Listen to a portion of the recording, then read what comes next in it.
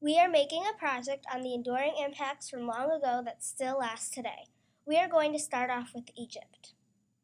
Papyrus is a long-lasting paper-like material made from reeds.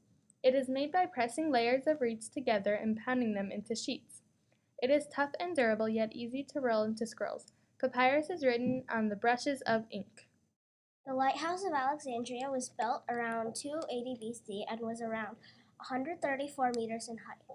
It was built in the city of Alexandria, Egypt. The lighthouse had a good mirror to reflect the sunlight to a long distance. Ancient Indians were pioneers of metallurgy, which is the science of working with metals.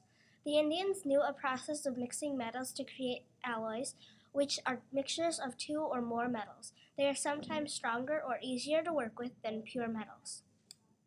The numbers we use today are called Hindu-Arabic numerals because they were created by Indian scholars and brought to Europe by Arabs.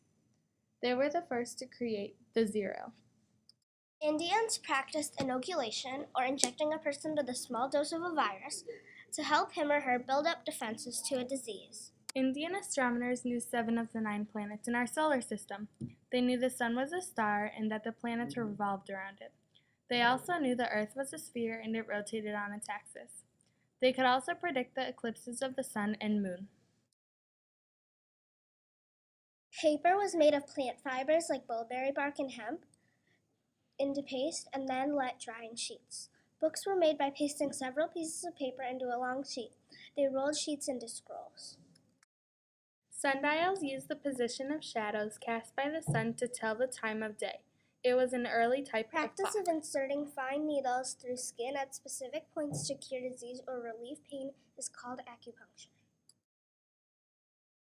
Woodblock printing was a form of printing in which an entire page is carved into a block of wood. The printer applies ink to the block and presses it against the paper to create a printed page. Gunpowder is a mixture of powders used in guns and explosives. It started with fireworks, but was then used to make small bombs and rockets. Then gunpowder was used to make explosives, firearms, and cannons. A magnetic compass uses the Earth's magnetic field to show direction. Compasses made it possible to find direction more accurately than ever before. Explorers used the compass to travel vast distances, and it became a key factor in the most important sailing voyages in history. Confucianism was based on the teachings of Confucius. They were focused on ethics for individuals and government.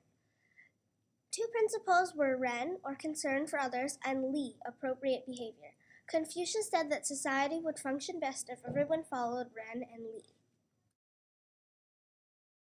The Greek architects took great care in designing so their building reflected greatness of their cities. Rows of tall columns surrounded the temples so they looked stately and inspiring. They measured columns very specifically because most columns look curved in the middle. To prevent this, they made their columns bulge slightly in the middle. That's how Greek columns look perfectly straight. Plato, who was a student of Socrates, a teacher and philosopher, created a school, the Academy, so students, scientists, philosophers, and others could discuss ideas. He wrote many works like the Republic, which describes Plato's ideas of society and it's based on justice and fairness to everyone. To ensure this fairness, Plato argued society should be run by philosophers. He thought only they could understand what was best for everyone. Euclid was considered one of the world's best mathematicians and lived and taught in Alexandria, Egypt, which is a greater center of learning. He wrote about the relationship between math and other fields like music and astronomy, but he is best known for his geometry. His works were so influential that the branch of geometry we study in school, the study of flat shapes and lines, is called Euclidean Geometry. Greek sculpture is admired of their realism, natural look, and details. Masterful artists made statues and paintings admired for hundreds of years. They are still displayed today. Greek statues are perfect, and they show how beautiful people can be. To improve their art, sculptors carefully studied human bodies and how it looked while it was moving.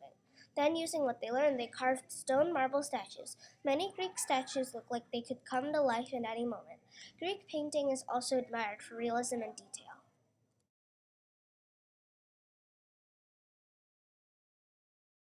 Romans created lasting structures using arches. Because of the rounded shape, an arch can support much more weight than other shapes.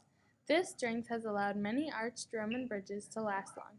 Romans used arches and aqueducts. An aqueduct is a raised channel used to carry water from mountains into cities. Because they crossed deep valleys, Roman aqueducts needed to be strong.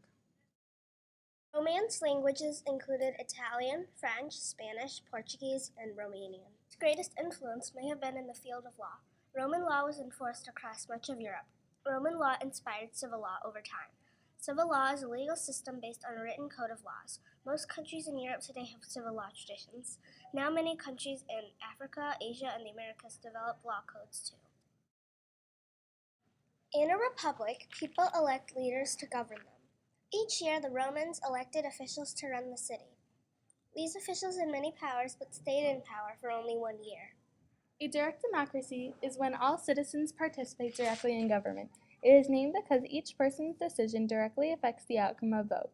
In Athens, citizens gathered together to discuss issues and vote on them. Each person's vote counted and the majority ruled.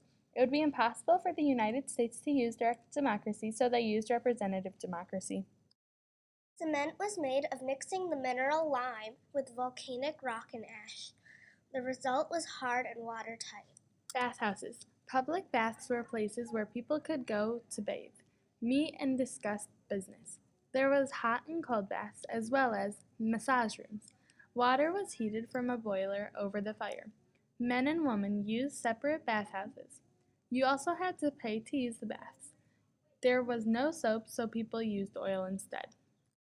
These civilizations showed us the basics. They taught us how to develop technology. It still continues to affect us today. Impacts such as direct democracy and aqueducts influence us in different ways, while paper, the number zero, and the republic government are crucial to the way we live.